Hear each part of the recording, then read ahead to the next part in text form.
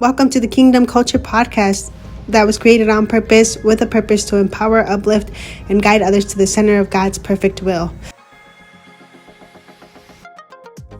Kingdom Culture family, welcome back to the Kingdom Culture Podcast. This week, I have it in my heart to just share how we should bring back simplicity.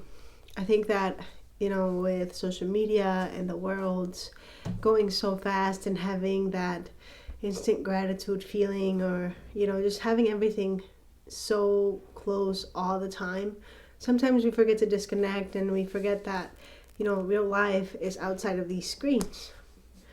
It was funny because I was having a conversation with a friend of mine, and she totally disconnects when she's present with her family, when she's doing something, when she's enjoying her present moment. And to be honest, that really put into perspective what I want to focus on as well. Why is it that we have to live our life through screens when in reality it's right here in real time? I'm all about taking pictures and capturing moments, but let's bring back simplicity. Let's fall back in love with being present and figuring out the things that bring us joy, goodness, even the things that make us cry. Because I think that as we grow up older, we forget who we truly are, our authentic selves. I know it's happened with me, and there's a lot of things that I stopped doing because of the trauma that I was in, the environments that I grew up in. And it could be as simple as loving a chocolate bar. For me, I love being by water. When I'm by water and outside, that's where I'm at my most peaceful state. That's where my creativity starts to run. That's when I start critical thinking and ideas come and flow, and I just feel happy and at joy. I also realized, that a lot of us probably don't sit down and be quiet and just sit and think about the things that we love or we want to change, or the things that we miss. For me, that was very difficult when I first started my healing journey, because I could not sit still alone for the longest time. I would leave, or I would have somebody over, or I would play the TV, or I would put music on and just try to distract myself.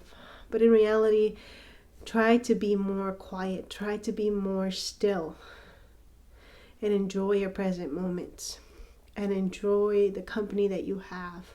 Enjoy the people around you. Enjoy, just sitting around a table and being with each other's company. Another thing that I truly am reflecting on after, realizing that technology and my life is very fast-paced, is the fact that I love being by myself. I have a lot of friends. I love them to death. It's amazing. It's a big prayer that I had with the Lord for a long time, but I realized that I love being by myself as well. Just sitting by myself, drinking a cup of coffee, tea, and reading a good book. Or just sitting with myself journaling, or even drawing. Even though I don't know how to draw, I can't draw a straight line, but just sitting and doodling brings me so much joy.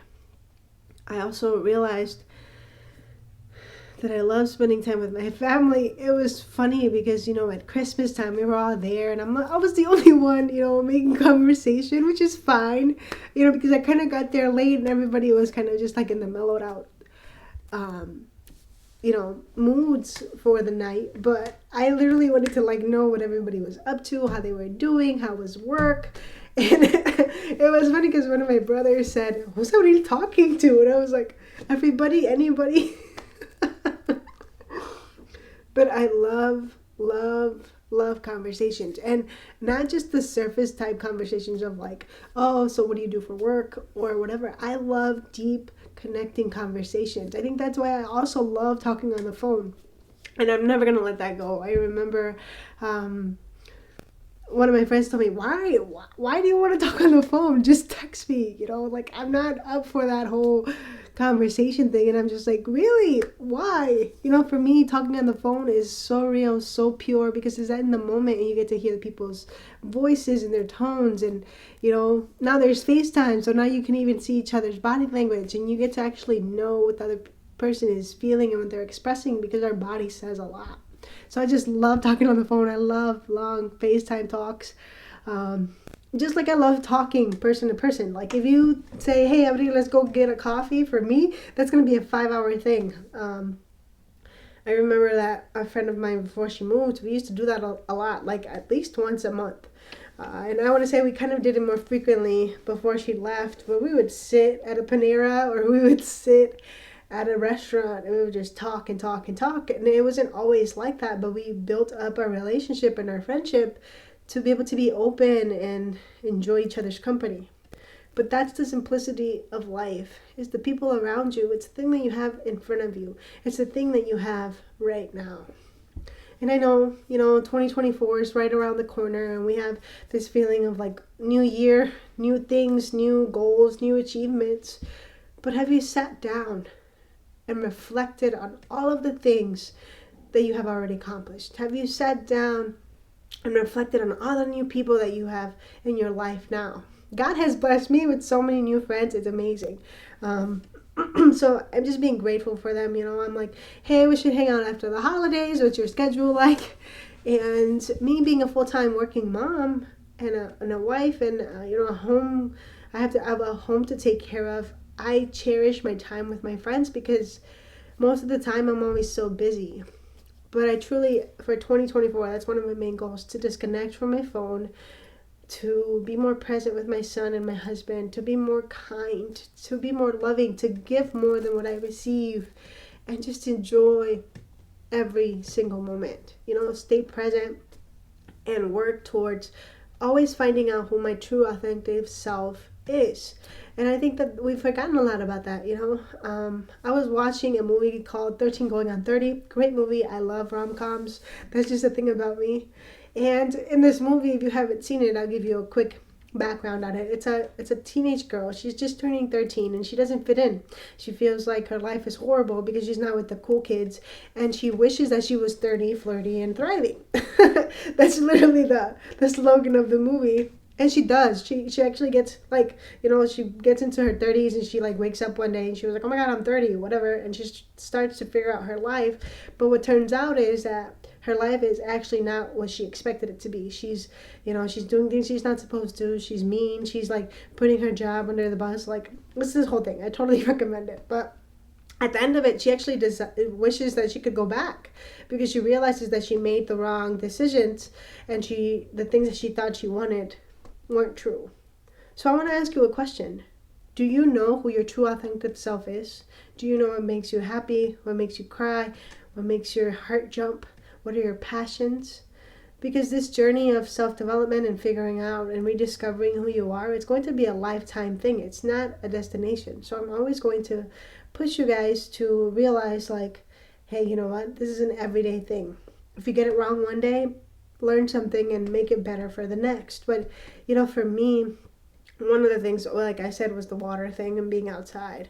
Another thing that I love to do is sleepovers. I actually had a sleepover with my friends in December, and it was so fun. I literally had a blast. It was so cute that we got to sleep over, and then we had breakfast together, and we had coffee, and we got to chat about the books that we want to read and the things that we want to grow towards and the things that we want to achieve in 2024.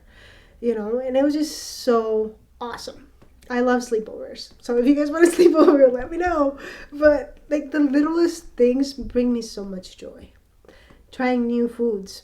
I was telling one of my youth kids about the time that we drove to New York for a rainbow bagel. It was just a little shop down in Brooklyn in a corner, and they were making rainbow bagels, and they would twist them like this. I think I saw a video somewhere, and I'm like, I have to get one. I have to go. And instead of taking a flight, we actually packed up a car and we drove for the weekend. But man, were those bagels good! And my youth kid was like, "What? You did all that for a bagel?" And I was like, yes, because it was awesome and I wanted the experience. And it reminded me of how alive I felt when I did that, because driving from Michigan to New York is not an easy task. But I remember it and I love it, and it's going to be one of my biggest things that I'm always going to talk about. That one time I went to New York for a rainbow bagel. And I don't know, you guys, maybe it's the fact that we're in 2024 and everything seems like it's rushed and everybody seems like they're, not themselves and are behind a camera all the time. I know this is a podcast and I'm behind a camera, but I always try to be my authentic self with you guys because it's the best thing that's ever happened to me. Rediscovering the little things that I love. Food is one of them. Water is another one. Coffee, sleepovers. Like, what were the things that made you happy when you were 13? What were the things that made you, you could get lost in hours? Another friend of mine loves to crochet. Like, that is so cool. To me, that's so cool. What are the simple things in your life that you're no longer doing that you wish you were? Bring back simplicity into your life. Romanticize every single thing about your life because that's how you fall in love with it and you live happy and enjoy. Another thing that I know I love is prayer. When I first came to faith, I spent so much time just getting into different groups and getting into different situations. And I remember that this one group, our prayer group on Tuesday nights, it's still my favorite. And it's forever going to be because I want to cultivate spaces like that. And it was literally us coming in, praying, and letting the Spirit lead.